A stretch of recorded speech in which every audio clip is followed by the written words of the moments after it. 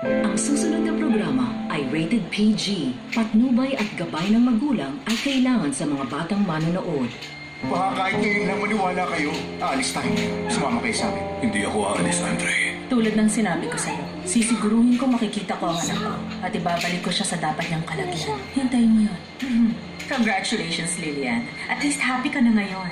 Kasi nakita mo na ang anak mo. Pero yung maibalik mo siya sa dati niyang kinalalagyan, I think it won't be easy. Kasi yung lugar na yun, wala na ngayon. Sana hindi mo na lang naririnig ang iniisip ko. Meron akong kailangan pag-isipan. Kaso hindi ko magawa kasi posibleng marinig mo. Naguguluhan na ako. Ano pag-iisipan? Pwede ba huwag ka na magtanong?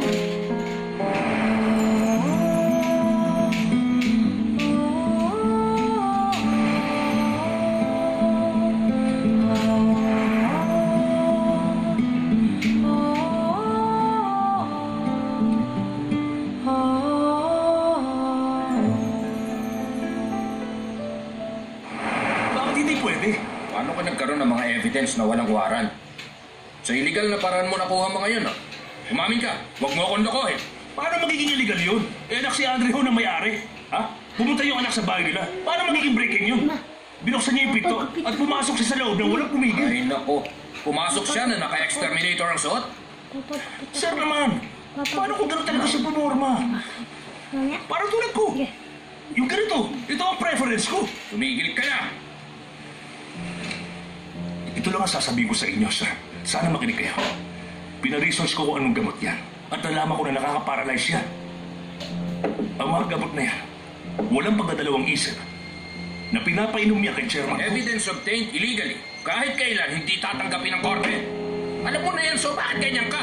Hindi ko na nga alam, sir eh. Wala na akong alam sa tamang proseso. Hindi ko na nga alam ang gagawin ko eh.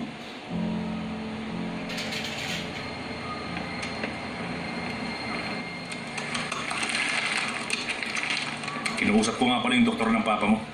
Kinonfirm niya sa akin na posibleng needle damage ang dahilan kung bakit nawawala ang paningin niya. Kailangan daw niya ng corneal transplant.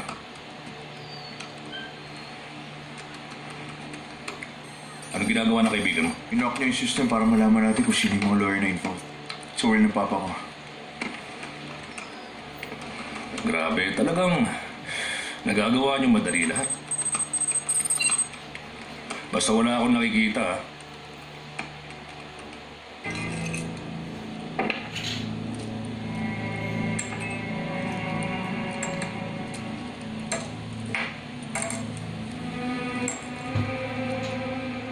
Manang?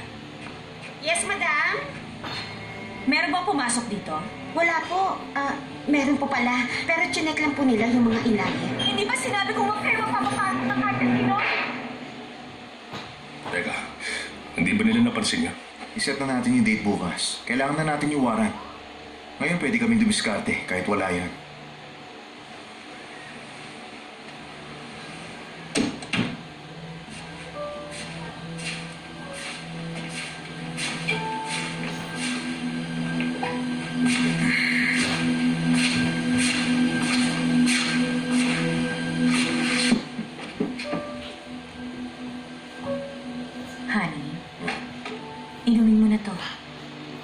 Kailangan maging maayos ang condition mo.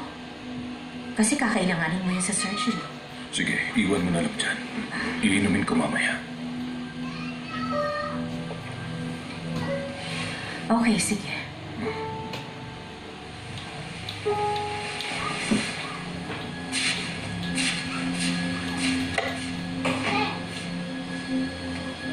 Melanie ang tunay na pangalan ni Lucilca. 2 beses siyang ikinasal. Yung unang asawa niya, namatay sa car accident, may findings na may traumatic damage sa cornea. Inatake naman sa puso yung pangalawa.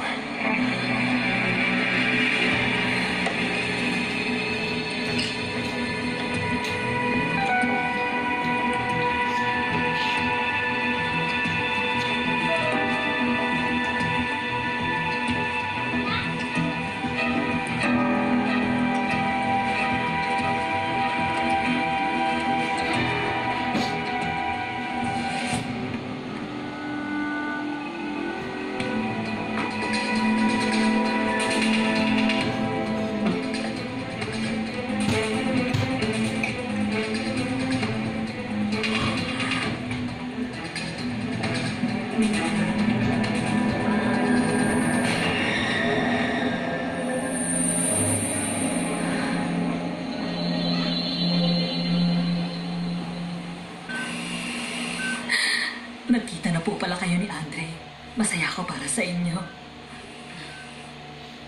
Naniniwala rin ako na magigising si Mr. Nam. Ang sabi ng doktor, malaking himala lang daw talaga ang makarecover sa ganyang kalagayan. Pero sa buhay namin, minsan lang kami swertihin. Mukhang mailap talaga sa amin ang swerte. Ang sabi nila, ang mabubuti at masasamang bagay, binabalanse yan sa bawat tao. Ngayon mukhang nangyari ng masasamang bagay, kaya naman, mabubuting bagay na lang ang natitira sa inyo, katulad ng milagro.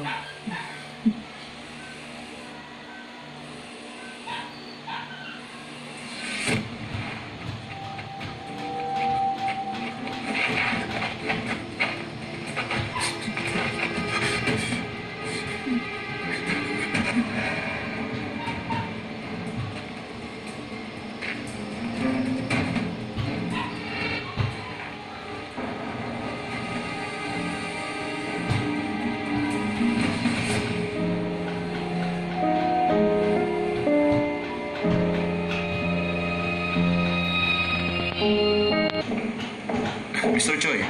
Yes. Let me introduce myself. I'm Mr. George Choi. Ito ang calling card ko. Okay. So it's good to know na talagang interested kayo sa isang new aquarium project. Yes. Pero hindi ako expert dyan. Mas investment ako. Nagre-research pa lang ako ngayon. Okay. Shall we go, sir? Okay. Alam nyo, yung sand tiger shark, nag-originate yon sa Florida, USA. Yung presyo kapag nakahuli ka nun at yung whale shark, umaabot ng bilyon ang halaga. Talaga? Billion? If that's the case, kung merong sirena, magkano naman yan? Sirena? Totoong sirena? Totoong sirena, hindi yung mga nakikita sa mermaid show. Hindi ako sigurado Meron kasi incident na isang cadaver na inassume na sirena daw yun. Kung peke man yun o totoo, hindi nila napatunayang sirena. Pero, kung sakaling may makitang buhay at totoong sirena, ewan ko lang. Pero imposible sa akin na maglagay ng presyo para doon. Thousands of billion yun Sandali, bakit naitanong nyo? Curious lang. May kaibigan kasi akong sirena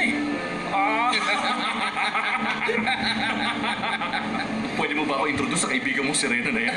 Walang problema. Dito tayo. Umiyak ka? Bakit ko siya pinapaiyak? Luha. Mga luha?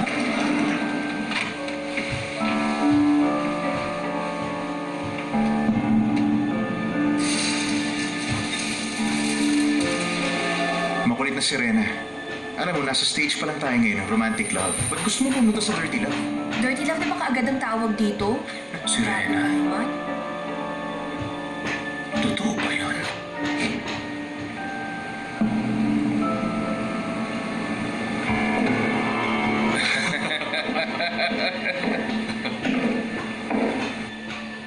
Ano bang masakit sa'yo? Nagulat nga ako nung tumawag ka. Kaya dumiretso na ako dito. Salamat sa pagpunta nyo, ha? Gusto ko lang makita ang mga mukha nyo. Hindi kasi magtatagal at aalis na ako sa lugar na to. Gusto ko magpaalam bago ako umalis. Bea, ikaw ang una totoong naging kaibigan ko nung dumating ako rito. Kapag medyo nahihirapan ako, sa'yo ko nagtatanong. May mga time na parang ikaw ang ate ko. Wala yun. Medyo mahirap lang maging ate. Sa totoo lang, ang laki nga nang naitulong mo sa akin eh. Ako, naging ano naman ako sa'yo? Teacher ka sa akin. Nung dumating ako dito, marami kang naituro sa akin. Matalino ka talaga. Ay, maliit na bagay. Totoo yun. Yung mga kwento mo, dapat na isi-share yun. Naku, ikaw lang naman ang nakikinig sa akin, wala nang iba. Kapag kinakausap ko sila, alin lang sa dalawa, lilimusan nila ako o duduraan. Siguro kasi, dahil sa itsura ko. Hindi mahalaga ang itsura mo. Yung magandang buhay mo ang nagturo sa akin. Kaya talagang maswerte ko dahil nakilala kita. Sinasabi nga nila, binubuo ng mga pagkakataon ng buhay. Kapag marunong kang magpahalaga sa mga pagkakataong yon, dadami ang magagandang koneksyon sa buhay mo. Kung hindi, magiging malungkot ang buhay mo. Kita mo na, Ang ganda ng mga sinabi mo. Kaya masasabi kong magaling kang teacher. Tama siya. Ako rin. Marami rin ako natutunan. Hayaan niyong yakapin ko kayo ulit, mga kaibigan ko.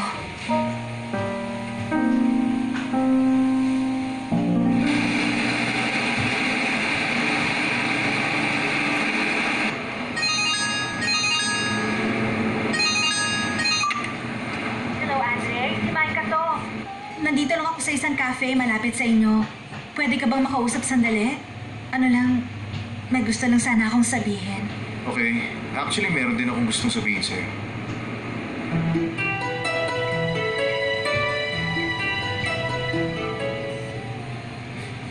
Nabalitaan mo na siguro tungkol sa mama ko. Alam ko na. Since nakatira kami sa isang bahay, mabait naman siya sa akin at kahit minsan hindi ko naramdamang ibang tao siya. Nung nalaman kong siya yung mama mo na hinahanap mo, feeling ko parang may connection ang lahat. Connection? Anong klaseng connection? Kasi hindi ko alam kung... Hindi ko talaga alam kung anong magiging dating sa'yo or iisipin mo. Siguro hindi lang talaga ako marunong tumiming. Pero gusto kong sabihin sa'yo for the last time. Okay. Ano nga ba yun? Gustong-gusto kita, Andre. Hindi bilang isang kaibigan. For 7 years, hindi lang ako sa mga mata mo talaga tumitingin. At hindi ko alam kung sino ang nasa puso mo ngayon. Gusto kita. Kaya naman, kaya kong maghintay. Maghintay ka sa akin? Eventually, alam ko namang aalis si Sheena eh. Kakaiba siyang babae. Very unique. Maganda rin siya, sweet at mapagmahal. Pero, hindi ako naniniwalang siya ang tipo ng babaeng mananatili sa tabi mo. Kaya naman... Huwag ka nang maghintay. Hindi aalis si Sheena. Hindi siya mawawala sa tabi ko. At kung sakaling umalis man siya, susundan ko siya kahit saan. Kaya nga, hindi mo na kailangang maghintay. Simula ngayon, kalimutan mo na ako. Humanap ka ng mabuting taong magbibigay sa'yo ng pagmamahal. Sana nasabi ko sa'yo na mas maaga. I'm sorry.